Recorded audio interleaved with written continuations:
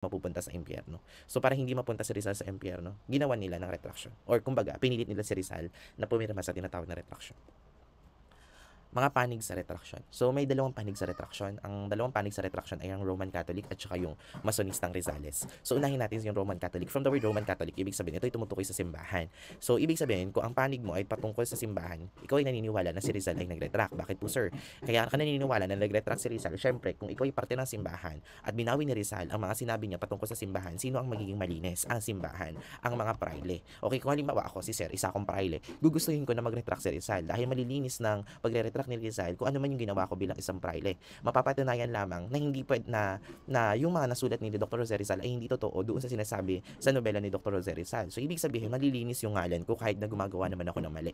Kaya ito'y hangarin okay ng mga simbahang Katoliko, lalong-lalo na ng mga praile na mag-retract si Rizal. So ang paniniwala nila, nag-retract talaga si Rizal. Okay? So ayun yung isa sa panig. Okay? Pangalawang panig naman po is yung tinatawag nating Masonistang Rizal.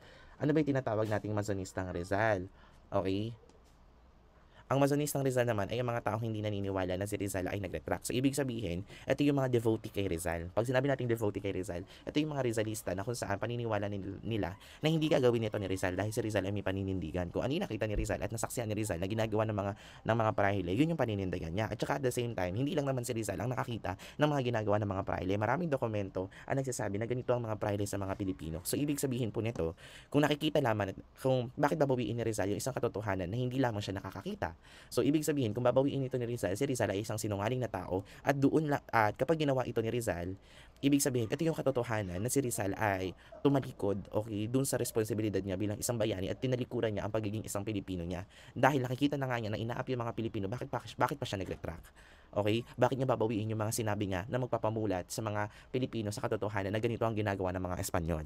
Pero ang tanong, nagkaroon pa ba ng saysay ang pagkakaroon ng kung totoo man ang retract, nagkaroon pa ba ng saysay ang retraction dahil kung ito naman ay napalabas noong 1935, which is tapos na tayong sakupin ng mga Espanyol. So ibig sabihin nito, parang no sense na rin ang retraction ni Rizal kasi 1901 nakalaya na tayo sa mga Espanyol. So ibig sabihin nito, malinis man ang ngalan ng mga ng mga praile o di kaya naman ng simbahang Katoliko, wala na ring sense. Bakit sir? Kasi nga hindi na nga yung mga Espanyol yun or hindi na nga ang bansang Espanya yung may sako sa Pilipinas. Darating na dito yung Amerika. So ibig sabihin, kung mag-retract man si Rizal, wala na. Okay, wala nang saysay yung pagre-retract ni Rizal kasi wala na rin naman tayo sa kamay ng mga Espanyol. I hope you get the point. Okay, sino nga ba si Rizal? Si Rizal ay kilala bilang bayani. Okay, simbolismo lamang si Rizal. Pero ang katotohanan ba ay mayroong bang bayani sa Pilipinas? Tatandaan, according sa konstitusyon natin, wala pa tayong kinikilalang bayani. Pero bilang simbolo, si Rizal ang kinikilalang ay kinikilala bilang bayani ng mga tao pero hindi ng konstitusyon. Tatandaan na ha, according sa ating batas, wala pa tayong kinikilalang bayani, wala pa tayong official na hero. Okay? Which is sa idea ng tao, perception ng tao, si Jose Rizal ang ating national hero. Bakit nga ba sir si Jose Rizal?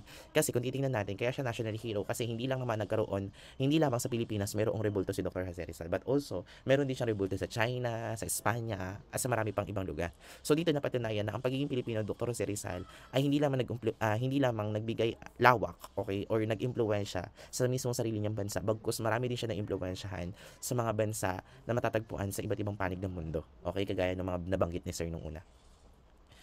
So, sino nga ba si Dr. Jose Rizal? Si Dr. Jose Rizal, or kilala bilang Jose Protasio Rizal Mercado y Alonzo Yolanda, ayan po yung buong pangalan ni Dr. Jose Rizal, ay ang pambansang bayani ng Pilipinas na kinikilala ng mga tao. Ulitin ko ha, kinikilala ng mga tao, pero hindi okay, according sa konstitusyon. Okay? Siya ay pinanganak sa Calamba, Laguna noong Hunyo 19, 1861. So, ang kanyang mga magulang ay sina Francisco Mercado at si Teodoro Alonso. Tatandaan, si Jose Rizal ay may lahing Espanyol at may lahi din namang, si Jose Rizal ay mestizo. Bakit po sir? At Creole. Ano ba yung mestizo at saka Creole? Ibig sabihin po nito, ang mestizo, ibig sabihin, si Rizal ay nahalahian or may lahi si Rizal na Espanyol at the same time, may lahi si Rizal na tinatawag nating Chinese. Okay? So, itong mga Chinese na ito, kapag pinaghalo po yung puti at saka Chinese, ang tawag po doon Creole. Okay? Tandaan ha, kapag naghalo po ang lahing puti at ang lahing Chinese, ang tawag po doon ay Creole. Pero pag sinabi namang mestizo, ibig sabihin nito, lahing Filipino na haluan ng lahi ng Chinese o di kaya naman ng puti o yung mga Espanyol, Europa. Kapag nahaluan ng mga Pilipino, that is mestizo. Okay, pero pag nahaluan po ang Amerikano at naghalo po ang Amerikano at saka po o ang Espanyol at ang Chino, Amerikano at Chino, ang tawag po doon ay Creole. Tatandaan na ha, Creole. Okay. So ngayon, kung titingnan nyo po sa reviewer na binigay ko sa inyo, basahin nyo po yun kasi importante. Lalong-lalo na yung mga kapatid ni Rizal, tatandaan nyo po yung mga detalye doon. Di ba si Rizal, sabi ko nga, tatandaan yung konsepto ng 7-Eleven. Bakit sir 7-Eleven? Sa 11 na magkakapatid, si Rizal ay yung pang 7. Okay? So, ngayon, si Rizal, nung siya ay naging yung si Rizal ay bata rin, na-enjoy niya rin yung kanyang yung kanyang pagkabata. Ngayon, itong si Rizal na ito, okay, kilala siya bilang polymath at saka polyglot. So, ano ba yung pagkakaiba ni polymath at saka ni polyglot? Pag sinabi natin polyglot, ibig sabihin nito, ito yung tao na kung saan kilala bilang mahusay na tagapagsalita sa iba't ibang lengguwahe. So, ibig sabihin, si Rizal, nakakapagsalita, bata pa lamang siya, ay marunong siya magsalita ng Ingles. At the same time, si Rizal ay natuturuan ng kanyang ina magsalita ng Espanyol. Kung kaya't, nung si Rizal ay nag-travel na sa iba't ibang mga bansa na pinuntahan niya sa Europa, natutunan din niya yung mga lengguwahe doon. Kaya nga po, tinawag si Rizal na polyglot. Sir, ano yung polyglot? Ibig sabihin, isang tao na ang tawag sa polyglot ay yung mga tao na kung saan marunong magsalita ng iba't ibang marunong at magaling magsalita ng iba't ibang lengguwahe galing sa iba't ibang mga bansa. Okay? Tawag po doon ay polyglot. At the same time, si Rizal din ay tinatawag na polymath. Ano po ba yung tinatawag nating polymath?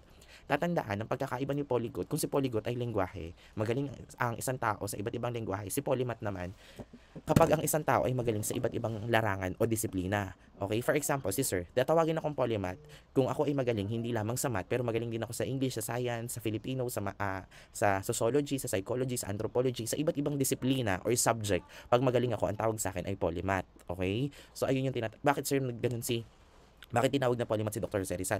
Kung titignan natin si Dr. Jose Rizal, maliban sa pagiging manunulat niya, siya ay isang doktor. Maliban sa pagiging doktor, si Dr. Jose Rizal ay isang artist. Bakit sir artist? Kasi nag-sculpture siya. At the same time, nagpipainting siya.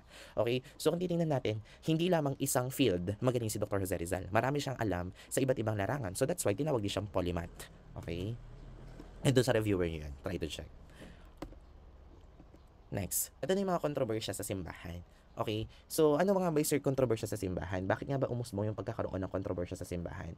Sabi nga natin, syempre, magkakaroon ng tinatawag na kontrobersya sa between sa Rizalista at sa simbahan dahil nga, meron sila kanilang pinaglalaban at ang pinaglalaban nila is yung pagkakaroon ng dignidad ni Dr. Jose Rizal at the same time yung paglinis ng ngalan ng simbahan at paglilinis ng ngalan ng mga praile sa pamamagitan ng pagre-retract ni Dr. Jose Rizal. So, ngayon, ano ba yung unang kontrobersya? According dito, si Father Jesus Cavana ay isang misyonaryo na naglabas ng ebidensya patungkol sa palihim na pagbawi ni Rizal sa kanyang mga sinabi at ang pananatili niya bilang Katoliko bago siya mamamatay. Tatanungin ko kayo, kung di ba narinig ko kasi ito sa debate ninyo. May mga grupo na nagsabi si Dr. Jose Rizal ay Katoliko pa rin naman kahit siya ay sabihin natin na hindi nagsisimba. Hindi naman ibig sabihin na hindi ka nagsisimba ay hindi ka na Katoliko. Ang Katoliko po ay isang paniniwala, okay? Hindi ibig sabihin ito ang